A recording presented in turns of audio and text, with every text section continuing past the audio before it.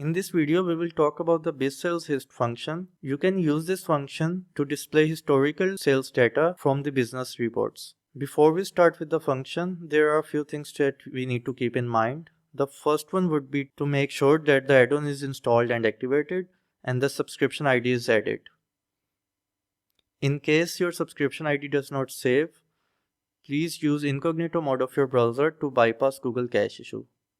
Other than this, for users living in Spanish-speaking countries, they will need to use semicolon instead of comma, so like this. Now let's start with the function. So the first parameter is seller ID. Seller ID is required. I have my seller ID typed in D1, and then it's the period. The period I have set it to is last 60 days. You can use last 60 days here as a string. So just by typing in quotations, you can use last 60 days as well. So these two are the only parameters that are required.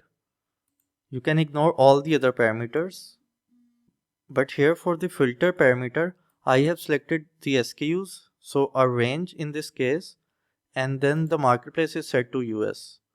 Other parameters that are available are B2B. You can either include or exclude the B2B orders by either using include or leaving it to include the B2B orders and exclude to have it not show the B2B orders data. The next parameter is data point. You can use this parameter to specify which data point, a single data point you would like to see instead of to appear.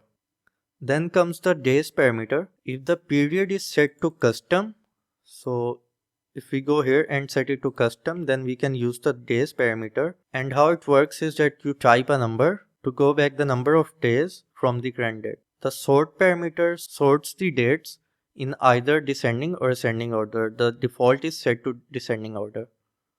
If you set the period to custom and do not specify a number in the days parameter, then you can use the start and end date to seed the data in a from to to manner.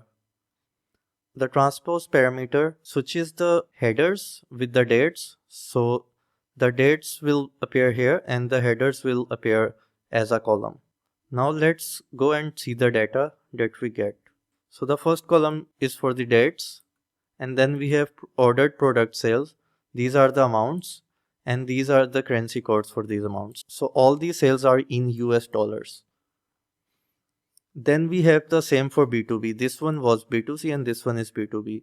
And it goes on like this for B2B as well. The value and the currency code.